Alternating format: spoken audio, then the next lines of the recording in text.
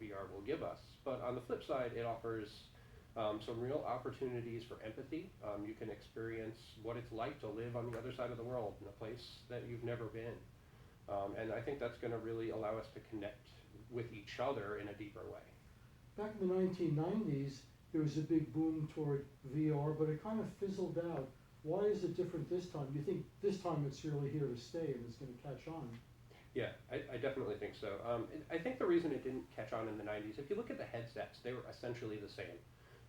We have we have a little museum at SVVR in our office, and the design of the headsets is really no different than it was. The only difference is the processing power has caught up. There's some thresholds you have to hit with screen resolution, with latency, with tracking accuracy, and you just have to hit those thresholds, or your brain does not believe that this is a real world that you're in, and you'll start to get sick. Your brain notices things are off, and it starts to trigger weird feelings as if you ate something bad, basically, and it triggers nausea. That doesn't happen if you check the list and get all the things right. Latency, 6 degrees of freedom. There's a number of things, but if you get them right, you don't get sick. Now, is this basically still the realm of hobbyists, or are big corporations really putting serious investments into it, expecting to receive some kind of payoff on that?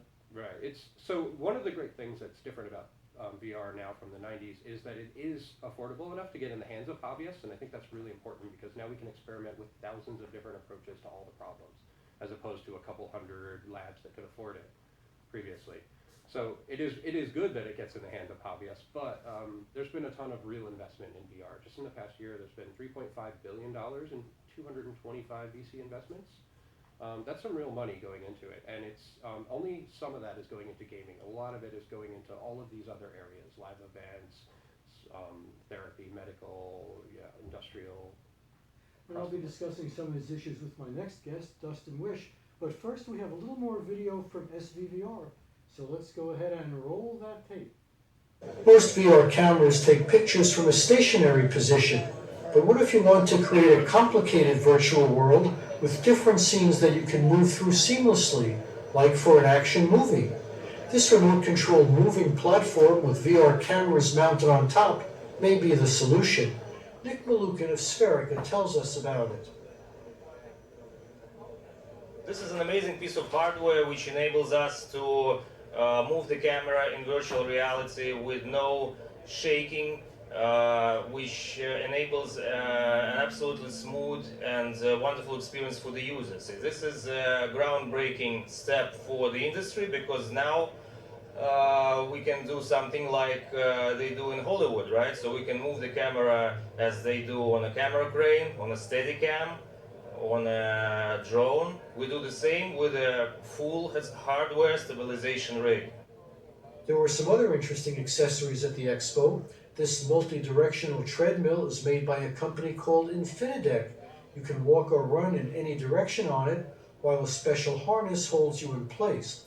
If I had been wearing a VR headset, I could have easily moved through a VR environment without worrying about colliding with real-world objects such as walls. One of the more interesting exhibits was this product, which enables the user to create new VR landscapes using graphic editing tools from within the VR environment. Paul Malniak, who helped develop this product at Sixth Sense Entertainment, explains more about it. It's called Make VR. It's an immersive modeling system, so it lets anybody jump into an immersive environment and start making things immediately. It's not a mechanical CAD product, but you can prototype anything visually in Make VR very quickly.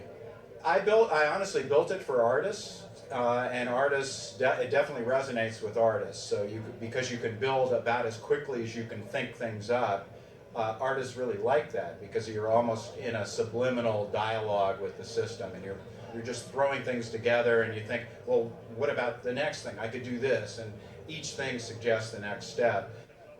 VR Chat is a product that contains many user-generated worlds. I walked around in this one using hand controllers to manipulate objects. There was another player in there with me, giving me guidance and instructions. Ron Millard told us more about it. VR Chat is a social VR experience And what it allows people to do is anyone from around the world can join into these experiences. They have full body avatars, their mouth moves when they talk, they can use their hands to interact with objects, so it basically allows people to project their consciousness. So we have hundreds of worlds that lots of our users have created, and people like to create things by themselves for themselves. So we've had all kinds of fun games in there. We have a TV show in there that someone runs and has guests on regularly. It's actually really, really cool. I think our main contribution is definitely the platform. So we're creating a social platform that everyone can use. It's freely available now for you to go in and create or attend.